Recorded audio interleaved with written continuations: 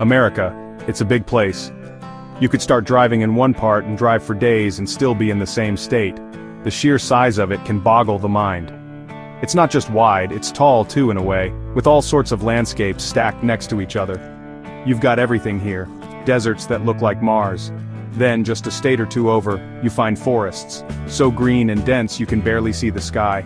And then there are swamps, full of creatures you'd rather not meet on a dark night. It's this variety that gets you, every time you think you've seen it all. America says, "Oh, you think so?" The scale of things is just different in America. The mountains are enormous, the rivers are incredibly long, the stakes are often bigger than your head. So where does one begin an adventure in such a place? America might seem new to some folks, especially if you're from a place with castles older than dirt. But it has its history, and it likes to show it off, with landmarks, lots of them. You can find old buildings that have seen things, important things, like Independence Hall in Philadelphia, where some very serious men in wigs decided to start a country. You can almost feel the arguments, and the excitement. Then there are the battlefields, places like Gettysburg, rows of cannons still pointing, silent now of course, but you walk across those fields, and you can't help but think about the noise, the fear, the sheer awfulness of it all.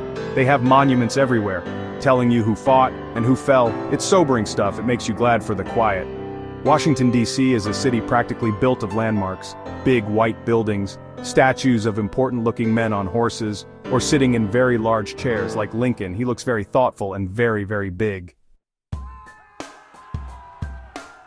One thing you notice pretty quickly in America is the people. They are, by and large, a friendly lot. Strangers will say hello, or how are you doing?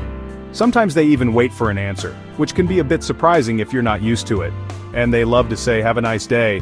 They say it in shops, in restaurants, even when you're pretty sure your day is beyond rescuing. But the sentiment is usually genuine, it's rather charming. Then there's the food culture, especially diners. I developed a great fondness for American diners. They're wonderful places, full of chrome and vinyl booths and waitresses who call you hun. The coffee is endless. It might not always be the best coffee, but there's always more of it. And the pie. Oh, the pie, apple pie, cherry pie, pecan pie, pie for breakfast. It's a national treasure, the American pie. I tried to sample as many as possible, for research you understand. Americans also have some rather unique customs. And festivals, they love a good festival. There are festivals for everything. Pumpkins, of course, huge ones, ribs. If you really want to understand America's size, go to the middle. The Great Plains, the prairies, it's astonishing. The sky just goes on forever. It's so big it makes you feel tiny. In a good way mostly. Like a very small speck on a very large canvas. You can drive for hours and see nothing but flat land and that enormous sky. It changes color throughout the day, from pale blue to fiery orange to inky black full of stars. And the fields, oh the fields, miles and miles of them. Corn mostly, or wheat or soybeans, depending on the season and the state. It's like a giant patchwork quilt, laid out by a very neat and tidy giant. In summer the corn is so tall, they say, knee-high by the 4th of July, sometimes it's way past your knee. It rustles in the wind, a sound like the ocean, but an ocean of green. It's surprisingly hypnotic. Dotted across this vastness are small towns. Sometimes they appear like a mirage, a cluster of buildings on the horizon, a water tower with the town's name painted on it. Section 5, From Sea to Shining Sea, Coastal Wonders. America is blessed with coasts, lots of them. Two main ones of course, the Atlantic on the east, and the Pacific on the west. And then there's the Gulf Coast down south. Each one has its own personality, its own charm. The Atlantic can be bracing. Think of those New England fishing villages, with their sturdy houses and the smell of salt and fish, or the beaches further south, wide and sandy, beckoning you for a stroll, or a rather chilly dip. The Pacific Coast feels different, more laid back perhaps, especially in California. Sunshine seems to be a permanent fixture there, or at least that's the reputation. You see surfers, looking cool and tanned, waiting for the perfect wave. The coastline itself is often dramatic. Cliffs plunging into the ocean, roads that cling to the edge, offering breathtaking views, if you dare to look down. I mostly dared, with one eye closed. And lighthouses. America has some wonderful lighthouses, standing like sentinels, guarding the shores. They're romantic structures. Section 6. Reaching for the sky, mountains, tall and true. If you like mountains, America is your kind of place. It has some truly spectacular ones. The Rocky Mountains, for instance. They are magnificent. They slice through the western part of the country. Huge, jagged peaks, often capped with snow, even in summer. They make you feel very small and slightly out of breath just looking at them.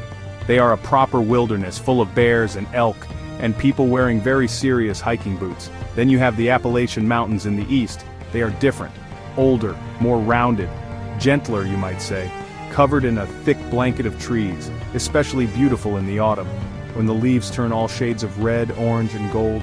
It's like a fireworks display, but silent and much slower. The Appalachians have a rich history too, of pioneers and moonshiners and fascinating local cultures, hidden away in the valleys and hollows. People love to hike in these mountains. There are trails everywhere, from easy strolls to paths that look like they go straight up. I tried a few. Section 7. The big city beat urban adventures, American cities. They are a world unto themselves, each one with its own pulse, its own unique brand of organized chaos. Take New York City. It's like the whole world crammed onto one small island. Yellow taxis everywhere, like angry bees, skyscrapers so tall they seem to poke holes in the sky. The noise is constant, the energy is relentless. You can find anything in New York, at any time of day or night. It's exhilarating and utterly exhausting. Then there's Chicago, the Windy City, and they aren't kidding about the wind. It can nearly blow you into Lake Michigan, which is so big it looks like an ocean. Chicago has its own stunning architecture, and a very serious commitment to deep dish pizza. Eating one is not just a meal, it's an event. It requires planning, and possibly a nap afterwards. The people are hearty, friendly, they seem unfazed by the weather. Or perhaps they're just well insulated. Los Angeles is a different beast altogether. It sprawls and sprawls. You need a car, definitely.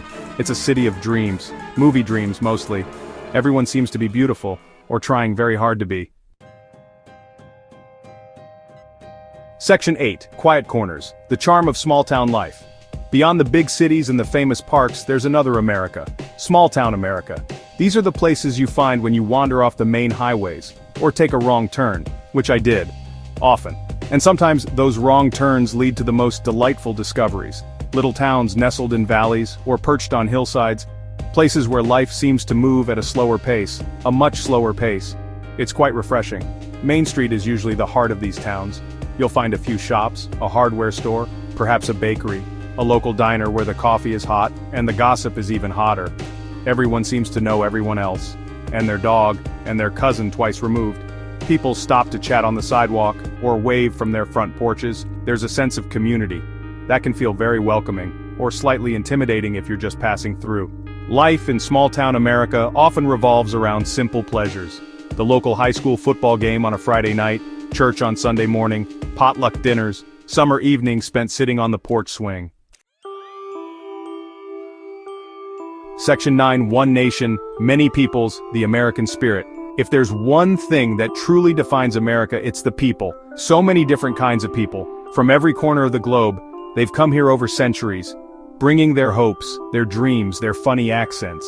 You see it in the faces on the street. You hear it in the languages spoken. You taste it in the incredible variety of food. It's like the whole world decided to have a giant potluck. And America is the picnic blanket.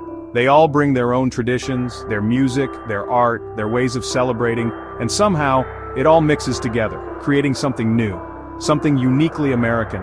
Walk through any big city, you'll find neighborhoods that feel like little countries. Chinatown, Little Italy, Polish districts, Irish pubs, each one adding its own flavor to the national stew. It's a vibrant, colorful, sometimes chaotic mix, but it's rarely dull, that's for sure. Yet for all this diversity, there's something that binds them, an idea perhaps, the pursuit of happiness, as they say, a belief in opportunity.